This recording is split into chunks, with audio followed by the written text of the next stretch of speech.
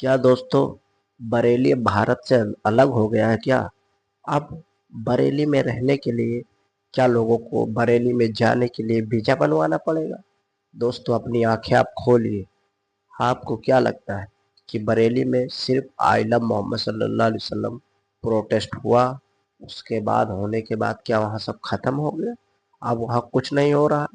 ये देखिए, आपकी आंखें खुली की खुली रह जाएंगी, आपका सर चिकरा जाएगा। इकरा हसन और उनके साथ कई लगभग 7 विधायक बड़े बड़े जो गए बरेली में, उन्हें एंट्री ही नहीं दी गई। और ये लोग सिर्फ इसलिए गए थे कि वहाँ जो बेगुनाह लोग हैं उनके बारे में जानकारी करने के लिए, उनके बारे में पता करने के लिए, जो वहाँ पर अन्याय हो रहा है, जो घरों को तोड़ा जा रहा है।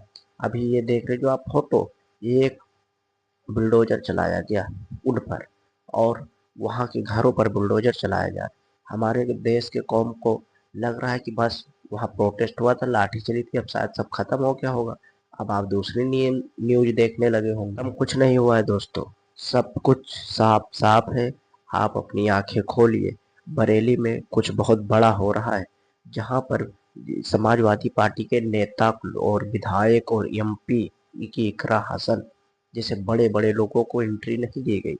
बाहर ही दरोगा पुलिस बुलाकर उन्हें रोक लिया गया। यहाँ तक मीडिया को भी अंदर जाने की इजाजत नहीं। और बताया यह जा रहा है कि हमने इसलिए उन्हें रोका कि वहां वो जाएंगे तो भड़क जाएंगे। नेता के जाने से कोई भड़क जाएगा? वहां लोगों की वो अन्याय होने वाली चीजों पर देखेंगे। वहां जो अवैध घरों पर बुलडोजर चलाए जा रहे हैं, लोगों की प्रॉपर्टी सीज की जा रही, यहाँ तक कि 3 लोगों का हाफ इनकाउंटर हो चुका है। 3 लोगों के पैर में गोलियां मारी गई। ये योगी सरकार इस वक्त बहुत तनाव पर है। सिर्फ इतनी बात को लेकर, सिर्फ आईना मोहम्मद सल्लल्लाहु अलैहि वसल्लम का बैनर लगाने को इन्होंने इतना बड़ा बना दिया। यही प्रशासन जब फतेहपुर के मकबरे पर लोगों ने लाठियां चलाई, लोगों ने दंगिया किया, दंगे किए, तब ये प्रशासन खड़ी थी।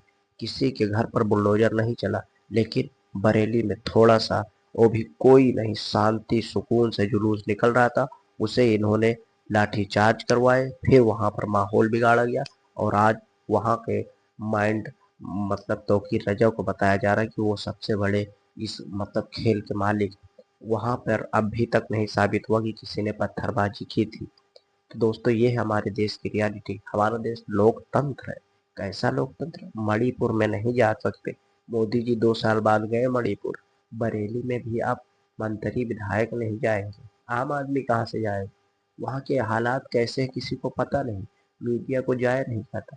और यहाँ तो गोदी मीडिया तो सिर्फ ये दिखा रहा है कि ऊपर लोगों पर ये किया गया, वो किया गया, आरोपों पर ऐसे लग रहा है मतलब उन्होंने क्या आरोप कर दिया, कोई बड़ा कांड वांड कर दिया। अरे, इस देश के लोगों को समझना चाहिए, यहाँ रेपिस्टों को माला पहनाया जा रहा है, और जो रेपिस्ट है उनको बेल पे लाया जा रहा है, और जो न्याय के लिए लड़ते हैं उन्हें जेल में भेजा जा रहा है। वाह!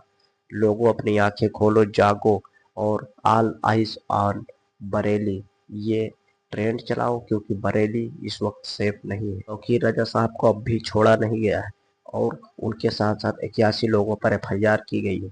कई के लोगों पर घरों पर बिल्डोजर चलाए जा रहे हैं।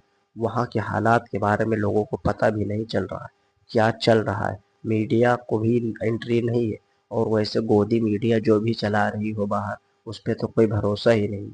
तो दोस्तों, इस पे बहुत ज़रूरी मसला है कि आप लोग सारी नज़र बरेली पे रखें। और ये मुसलमानों के खिलाफ सोची समझी साजिश हो रही है, अन्याय हो रहा है।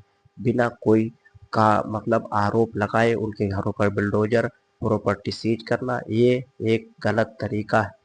क्या मुसलमानों का हक नहीं है? अगर मुसलमान मांगे तो जितना देश तुम्हारा उतना मुसलमानों का।